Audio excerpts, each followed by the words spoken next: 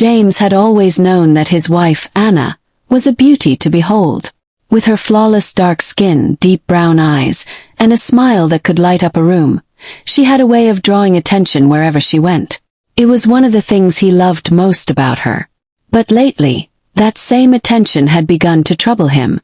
The admiration from other men, the lingering stares, and the boldness of some who dared to approach her, even when he was standing right next to her, were starting to get under his skin.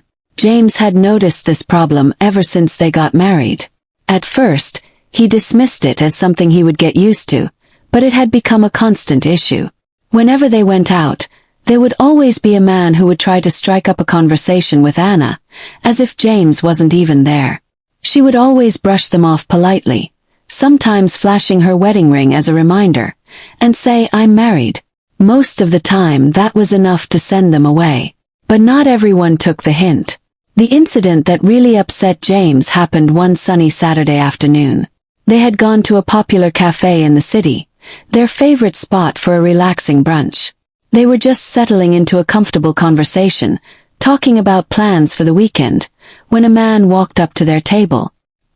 He looked to be in his mid-30s, tall, with a confident smile and the kind of swagger that suggested he was used to getting his way. "Hello, beautiful," the man said, his eyes fixed on Anna. "You look even more stunning in person than you did from across the room. I couldn't help but come over and introduce myself." Anna gave a polite but firm smile, holding up her left hand to show her wedding ring. "Thank you, but I'm married," she replied, glancing briefly at James to see his reaction. James felt a surge of irritation rise up in his chest. He expected the man to walk away, just like others did when they realized Anna was taken. But to his shock, the man simply shrugged and said, "Well, some of the best women are married. I just thought you deserved to be told how amazing you look." Anna's expression tightened, but she remained calm. "I appreciate the compliment, but I'm here with my husband," she said, her tone a little colder now. James couldn't take it anymore. "Excuse me," he said, his voice a low growl as he glared at the man. "Did you not hear her? She said she's married. And in case you missed it, I'm her husband, sitting right here." The man turned his gaze towards James, smirking as if he found the situation amusing. "Relax, man.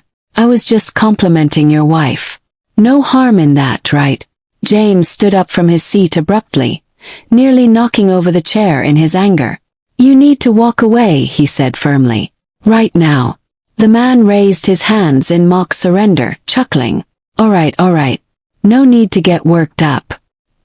He gave Anna one last look before sauntering away, his laughter echoing behind him. James clenched his jaw, his fists still tight as he watched the man leave.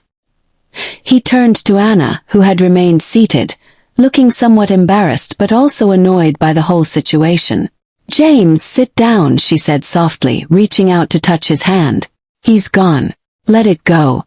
James sat back down, his anger slowly fading but leaving behind a bitter taste. "I can't stand it," he admitted. "I hate how these men just keep coming after you, even when I'm right here. It's like they have no respect." Anna sighed, her eyes softening as she looked at him. "Honey, I can't control what other people do. All I can do is make it clear that I'm married and that I'm not interested. You know I always tell them the same thing, right?" "I know," James replied, rubbing the back of his neck. "But it gets to me. I feel like I can't protect you from it. I hate seeing other men think they have a chance with you." Anna reached across the table and took his hand in hers. "You don't have to protect me from this, James. Chose you.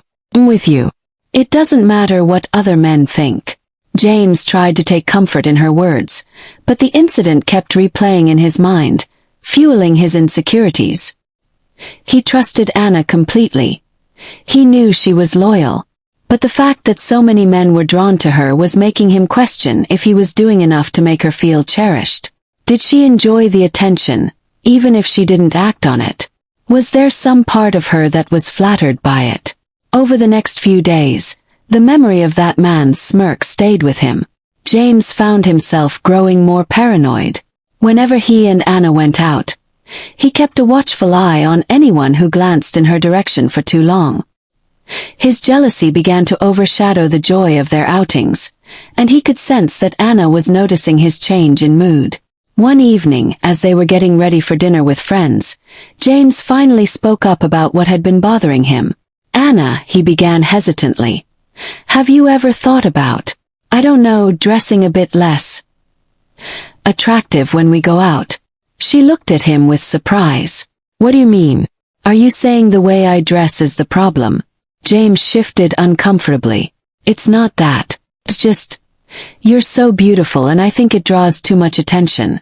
Maybe if you dressed more modestly, men wouldn't be so quick to come up to you." Anna's expression changed to one of disbelief and hurt. "James, I can't believe you just said that. Are you suggesting I hide who I am to make other people behave better? I refuse to dull my shine just because some men don't know how to take no for an answer. I just want to protect our marriage," James said, trying to explain. "I don't like feeling this way, constantly worried that someone might try to steal you away." Anna took a deep breath and walked over to him, placing her hands on his shoulders.